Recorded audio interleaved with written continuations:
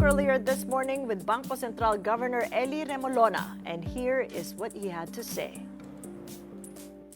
What is the level of dependencies now with the Fed? I mean, the Fed kept rates on hold hours before you decided to carry on cutting by 25 basis points yesterday, June 18th. And the Fed, in fact, has paused for 4 straight meetings since the start of the year. While the Bangko Sentral has cut rates 5 times in 6 rate-setting meetings since August of last year. So are you now seeing more leeway acting independently of or from the Fed? Absolutely. The dependency is much less than before. It used to be, as you know, Kathy, that the market expected at least a 100 basis point differential between the Fed policy rate and our policy rate. That differential is now down to about 90 basis points. But the market tends to look more at relative hawkishness and relative dovishness rather than just policy rate differential. So the dependency is much less than before. Yeah, the relativity now is really front and center. You know, market analysts that I've had on this program mention a decoupling going on between the Philippines and the U.S. Inflation here is slowing faster than the U.S. Our GDP is still growing, albeit more slowly than in previous years, while the U.S. economy's GDP contracted in the first quarter this year. That is the first negative reading since 2022. So has the Philippines decoupled from the U.S.? It has decoupled in terms of inflation. It has decoupled in terms of growth. But the world, including ourselves, is still affected by uncertainty. And there's a new source of uncertainty in the last week or so. That uncertainty means big-ticket consumption items get postponed. You postpone buying a car. You postpone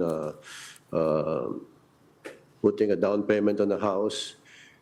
It also postpones investment, fixed investment. So that leads to a weakening of growth.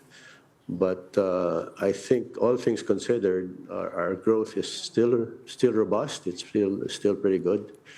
Nonetheless, I think it's not as strong as it could be, which is why we felt we had part of the reason why we cut the policy rate. Right. Growth is robust, albeit decelerating. It is a view that the World Bank shares. The 5.25 key policy rate is much lower now than that of Indonesia's and India's 5.5%. In the past, policy rates and bond yields in both India and Indonesia were much higher than the Philippines.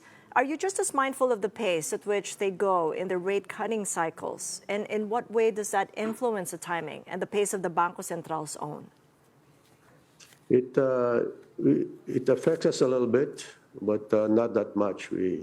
For now, the main factors are our own fundamentals, the uncertainty that we're facing, and then the recent conflict in the Middle East, which leads to not just uncertainty, but a rise in oil prices.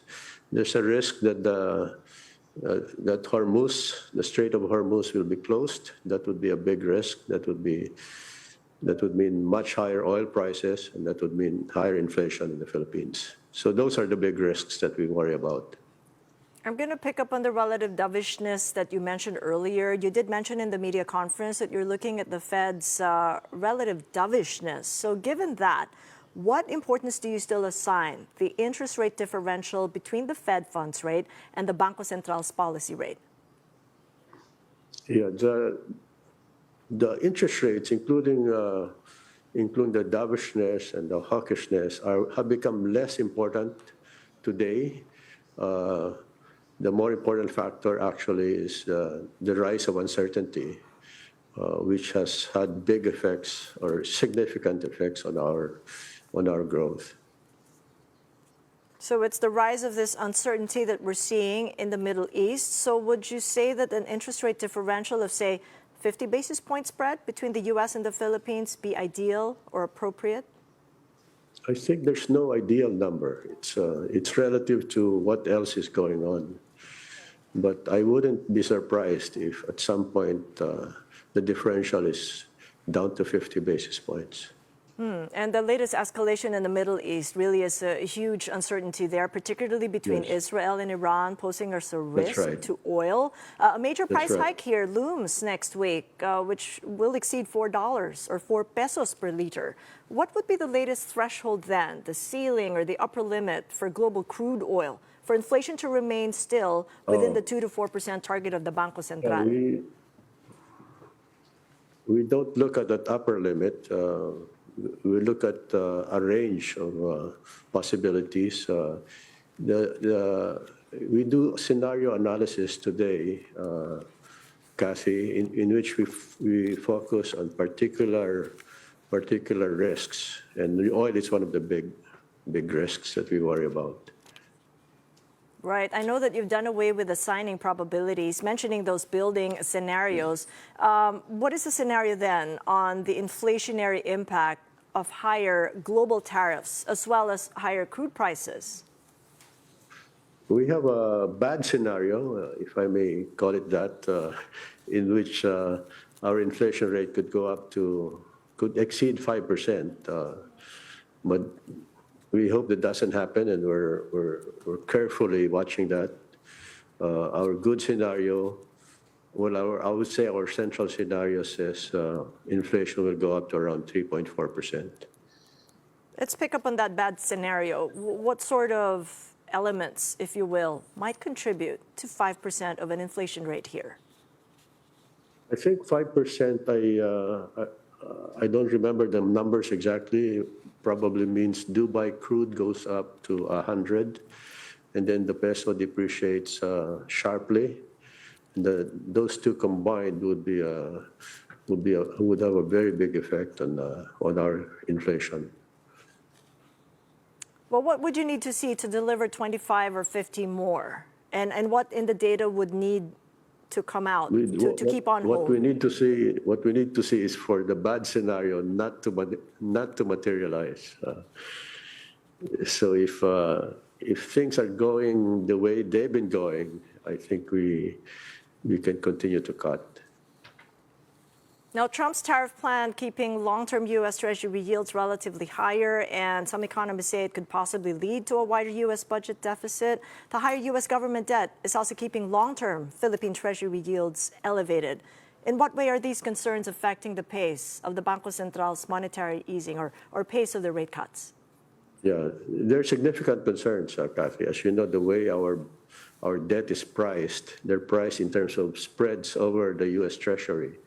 So as yields on U.S. Treasury go up, the interest rates we pay on our own debt also goes up. So it affects us on the fiscal side quite a bit. You know, Devs USEC Edilion had said that the Philippines' GDP needs to hit 6.2% in the remaining quarters to make at least the lower end of the government's growth target of between 6 to 8% for this year. To what extent is the Bangko Sentral's direction influenced now using benign inflation as a window or a lever to cut rates to shore economic growth? What we try to do, Kathy, is to try to keep the economy moving as close as possible to its capacity. And that capacity has to grow because of investment. So our role is to keep the economic environment stable enough for that investment to materialize. In the meantime, in the short run, we're trying to keep our economy operating as close to capacity as possible. If we go beyond that, Kathy, it becomes inflationary. And again, it lends credence to what you said earlier in our conversation. People are going to postpone buying cars, postpone making that mortgage.